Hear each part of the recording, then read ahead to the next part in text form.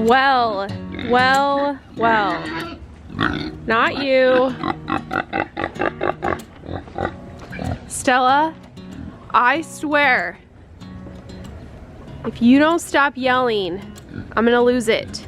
It's been about 2 weeks since Stella delivered her twins, a buckling named Apollo and a doeling named Astrid. They'll get up. Get up.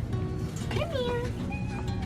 Usually at this point, the mamas want to be out in the herd with the other goats, so Stella is ready for that. There's your babies. You get to be out here with them. Ooh. There's always a little tussle when they get back together, not being used to each other. Defend it, Willow. Oh, that was close. Good job, Willow. Oh my gosh. All right, Zorro. Okay. Stella's a little bit. Stella, we're right here. She doesn't want them to know their father. Okay, not the white, just the brown one, okay? Okay, we'll bring everybody up close. One big family and Winston. And Winston. Zorro, your children. He's more interested in Ethan. Stella. Look, they have your eyes and they have your colors a little bit. This one has some of your brown. They don't have Zorro's eyes. They don't? No, and Zorro doesn't have blue eyes. Oh, dang it.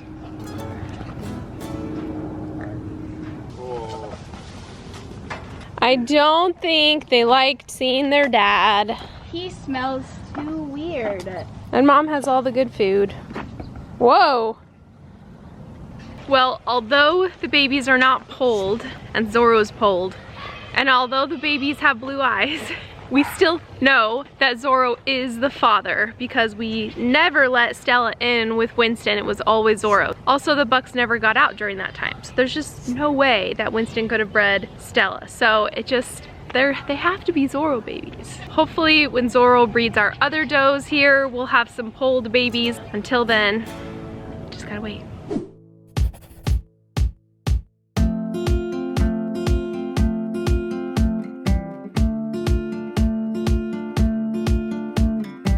You're still lingering like the old cologne that you wore. I still see your face in the empty frame by the door. Push you away and we're done just like that. Something about you is pulling me back, and I'm holding on.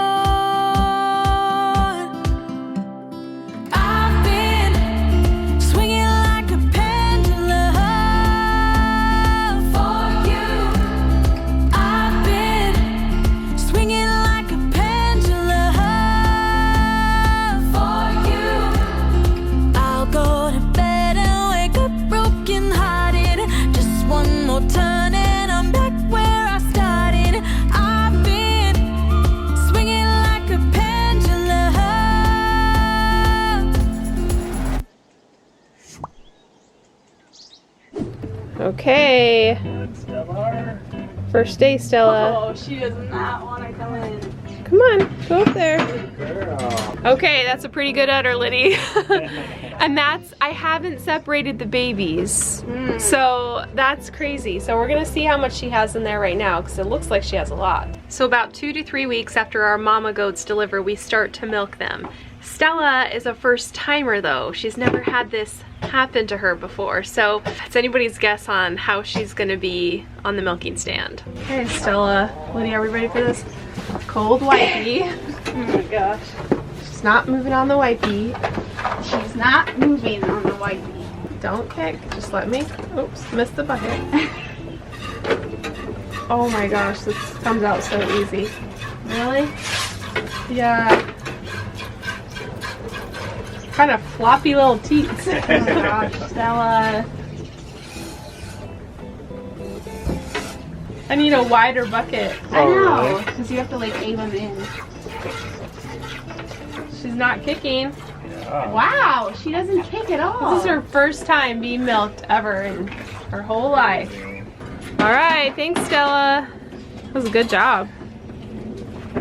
So normally what we do is we separate the babies from mom at night, and so that her udder can fill up with milk. And then the next day, we bring mom on the stand real quick, milk her, and put her back with her babies, and then they can drink all day and have access to the milk that fills up during the day. So normally we do that, but last night when I tried to do that, I felt so bad. Stella is so attached to her babies that I decided, you know, we could go a little bit longer. We don't necessarily need the milk. We're milking Fern right now. So I decided what we'll do instead is just take a week or so and train Stella to the stand. We'll start milking her just whatever she has in her udder.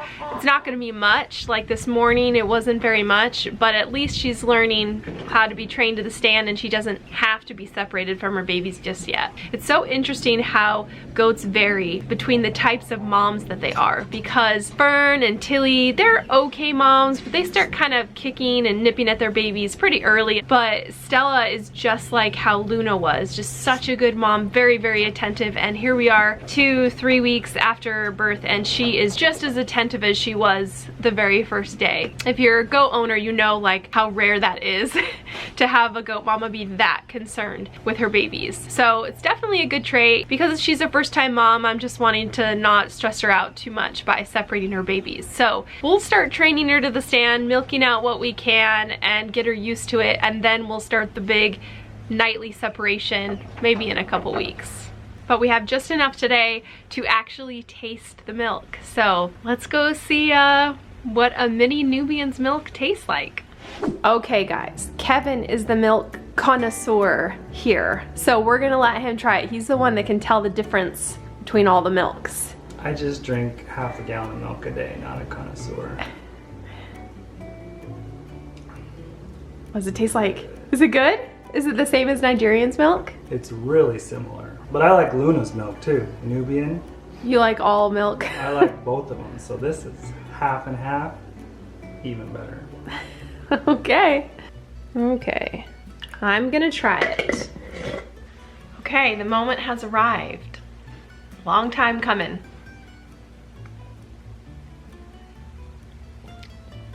Oh, it's good actually. Okay, I think I can officially say that Nigerian Nubian milk is just as good as Nigerian milk. So once we get Stella's full milk and we can see how much she's actually producing, then we'll start making some fun stuff out of it, like some different goat cheeses and yogurt, because the combination of Stella and Fern's milk is gonna be a lot of milk for us. So do you guys remember last summer when I had the grand idea to try to grow strawberries here in this raised bed?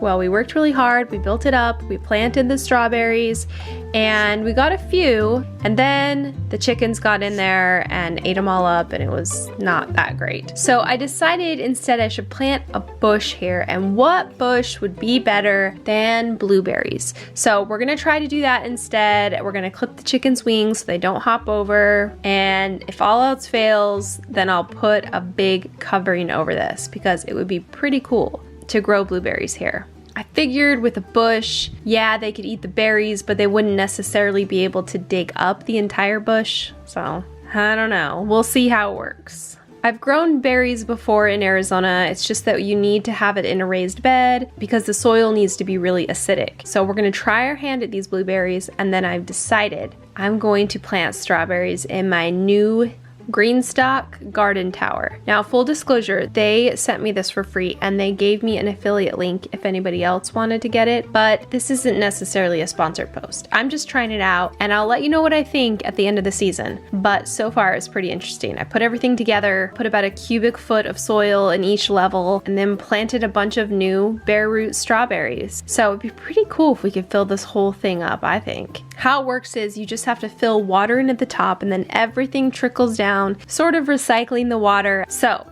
I kind of like the idea of trying to grow strawberries in here because if it gets too hot, I could maybe potentially wheel this inside for the hottest days of the summer. So stick with me, I'll let you know how it works and if those blueberries get dug up by chickens or if we can keep them living long throughout the summer.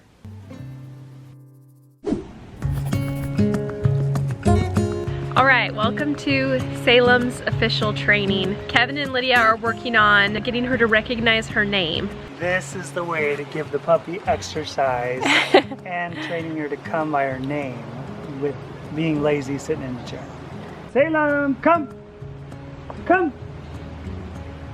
Good girl, good girl. Okay. Good girl. She gets a treat. Hey, Lydia. Good girl. Salem. Salem, come. Good girl. Good girl. Good girl. She loves treats, so that helps a lot. She's very focused on getting treats. Salem. She dropped her treat. Okay, there she goes. Salem is almost 11 weeks now, but she's still a little puppy, so it makes it interesting when trying to train her. We're just doing baby steps, a little bit at a time. Potty training, on the other hand, is still a challenge, but she'll eventually get it. Salem, come. My favorite part is when her head turns right when you say her name. That's exactly what we want. Are you getting tired? Getting her energy out. You know what, one thing she's really good at is she doesn't jump up on people. Yeah. She's really good at that. I'm glad she doesn't do that. Hopefully we can keep that good behavior. So hopefully as they keep practicing this, she'll eventually be able to come without the treats. That would be awesome. Oh, got a leaf stuck to you. Got it. Good job.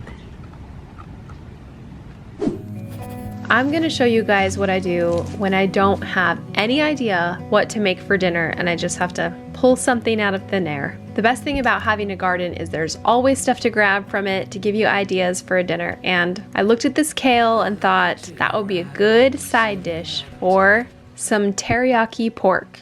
I don't know how it came to me, guys. It just came to me, and so we're gonna do it. I threw a pork shoulder in the Instant Pot, and I'm gonna let that cook for about an hour and a half, and meanwhile I'm gonna make everything else that goes with it. I'll start out by making the teriyaki sauce, which is just some soy sauce, water, ginger and garlic, brown sugar, and of course, honey from our honey bucket. Next, I'll mix together some cornstarch in some cold water, and then I'll add that to our mixture, and that will thicken it and make it a nice, sticky teriyaki sauce. We'll save that for later and we'll get cooking on the other stuff. For the kale, I'm gonna keep things really simple. I'm honestly just going to saute it in a little bit of oil and salt and pepper. I know you can get crazy with this and add garlic and, you know, crispy shallots and all this stuff, but tonight I was just like, let's go fast, let's get it done. And when you have kale straight from the garden, it's nice and tender. It has so much flavor. We'll cook that down a little bit and then just cover it and let it steam. The pork shoulder is ready and it's perfect and tender. I mean, what did we all do before there were Instant Pots? It's like the best quick dinner contraption. I decided to add one more thing to tonight's dinner. It has to deal with chocolate and lots of butter. So we're gonna try our hand at homemade brownies. Every homemade brownie I've ever made has used cocoa powder, and I recently learned from Chef John at Food Wishes that you're supposed to use actual bittersweet chocolate, you know, the kind your mom kept in the pantry and you tried to eat and it was disgusting, that stuff. So we're going for it today. We're gonna melt some butter and some of that baking chocolate in a bowl over a pot of water, so it's very gentle, nothing's gonna burn. And then we're going to mix together 2 eggs and some sugar and whip it up. Just whip it, whip it, whip it until it's light and fluffy. Next we'll add the chocolate to the whipped mixture, and then finally flour and salt. And that's it. We're gonna pour it in this skillet and bake it and hope that it turns out just like we want it to. So dinner tonight was perfect. The pork was nice and slow cooked because of the Instant Pot, even though we were cooking it pretty fast. We've got some really good nutty brown rice, the sticky teriyaki sauce, and a good side of fresh kale from the garden. Oh, and we can't forget those brownies. They actually turned out really good. In case you guys are wondering how our dogs are doing, they're 6 feet away, social distance. yeah, they're pretty jealous of all the attention little Salem's getting. It's more like 8 feet, Minnie. You can come 2 feet closer. Come on. Come on, Minnie. No. Let's see if she'll get close. Come here. Come here, Minnie. Come here. Minnie, come here. Come on. Puppy is always so set off by Minnie's approach. Oh, goodness. It's okay. Oh, God. I'm sorry. Be nice. I'm sorry. I'm sorry. Okay, Tilly. Is tonight the night? Oh my gosh, DaNelle Tilly. put a really soft bed in here for you, so you are ready. Tilly is supposed to be due really soon, so we're just waiting and watching and hoping that she gives birth. She's not acting like she's close, so I don't know. Just gotta wait. Keep watching. Maybe tonight, Tilly. Maybe tonight. Thanks for joining us for today's video, guys. Hopefully Tilly will deliver soon. We'll keep you updated. In the meantime, if you want to go watch the video where Stella gave birth to Apollo and Astrid, go ahead and click here.